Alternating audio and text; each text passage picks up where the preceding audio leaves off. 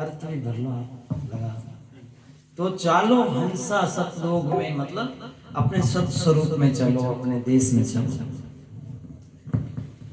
इसको आप अनुभव कर सकते हो, आप खुद अपने आप को ऐसे अनुभव कर सकते हो।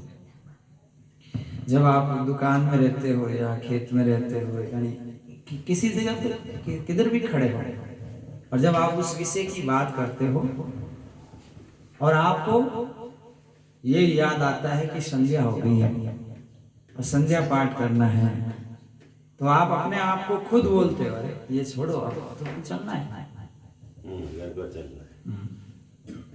जब आप किसी शादी ब्याह में जाते हो, वहाँ खूब नाचते गाते सब करते, फिर आपको एक सीधी आती है, छोड़ो बहुत देखा है, तो चलो। तो सदगुरु कबीर साहब यही कहते हैं कि आप अपने आप को आदेश करो कि ये दुनिया कभी खत्म होने वाली नहीं, हमें यहाँ से चलना है, और जिस देश से हम आए हैं उस देश की शुद्धि करने के लिए हमें सत्संग में चलना है। गुरु जी से पूछना है कि वो देश कैसे दिखेगा। तो आप सत्संग में बैठे हो, तो यहाँ चित्त वृत्ति एकाग्र होती है। एकाग्र तो अड़जा हुआ शंका जो समाधान अपने आप होता है। तो कहते हैं अगम पंथ जीव को सूझे नहीं। जब तक सत्संग में नहीं बैठेंगे, अगम पंथ कैसे सूझेगा? जब तक मोबाइल को चार्ज में नहीं डालेंगे तो कैसे चलेगा? इसी प्रकार से सत्संग में जीव चार्ज होता है। सत्संग में बैठने से जीव चार्ज हो जाता है, साधु संत मिलने से उनको एनर्जी मिलती है। तो काल क्या करता है? काल ये करता है कि उसको साधु संतों से एलर्जी कराता है। एलर्जी कराता है।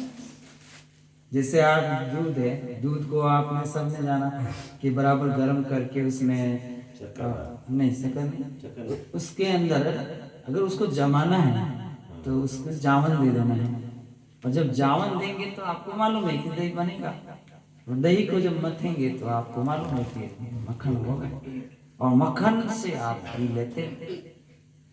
तो ये प्रक्रिया आपको मालूम है, परंतु काल को क्या मालूम है कि दूध गर्म हुआ और उसमें कोई भूल पाड़ के उसके अंदर खटाई डलवा देना है ताकि वो दूध पूरा नष्ट हो जाए। तो काल को ये मालूम है कि दुनिया को किस तरह भटकाना। काल को ये पूरा मालूम है कि दुनिया को किस तरह भटकाना। एक बहुत बड़ी बिल्डिंग है और उसमें जितनी लाइट सर्किट बने हैं, और वो लाइट फिटिंग करने वाले को खुद को मालूम है कि सिर्फ एक चीज जैसे गलत करने से पूरा सर्किट खराब होता है। ऐसे काल ने जो इस दुनिया निर्माण की, तो उससे मालूम है कि पैदा कैसे होती है, पालन कैसे होती है, और उनको मारना कैसे है। तो साहिब यही कहते हैं कि ये काल अपना स्वभाव नहीं छोड़ेगा, और जिस सुख को आप शाश्वत समझ रहे हो, भूल कर रहे हो, वो आप हमेशा आपको वो सुख नहीं देगा। वो केवल आपको बुलाने के लिए सुख देगा। तो आप उसके दिए हुए सुख में राजी ना हो। जैसे छोटे बच्चों को उठाकर ले जाने वाले आवारा लोग, उनको कुछ कुछ खिलाते हैं, टॉफी खिलाते हैं, जो कुछ भी देते हैं, उसमें वो भूल जाते हैं कि ये हमारे अच्छे हैं, वो ये थोड़ी देर के लिए उनको प्रेम आ जाता है, तो कितना दुख पाना पड़ता है। तो झूठा प्रेम को धारण करने से कितना दुखी होना पड़ता है।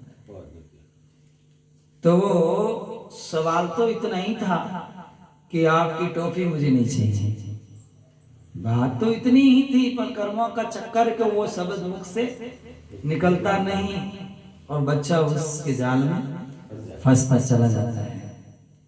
इसी तरह जीव जब संगत छोड़ता है, तब ये ऐसे ही फंस जाता है।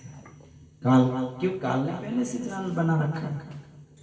आज कोई मछली पकड़ने वाला है तो पहले से अपना जाल तैयार करके रखेगा, और जब मछलियों के जहाँ मछलियाँ बहुत है वहाँ अपना जाल डालेगा, थोड़ा लोभ जरूर देगा। तो इस लोभ में फंस के मछलियाँ सब अपना जीवन का अंत हो जाएगा मछलियाँ। तो इसी तरह से सदगुरु चेताते हैं, भाई चेत जाओ। जो सोना चांदी, जो घर मकान, जो चीजें यहाँ मिली है, उसको केवल यही भोग लो, उसको अपना व्यवहार तक सीमित रखो।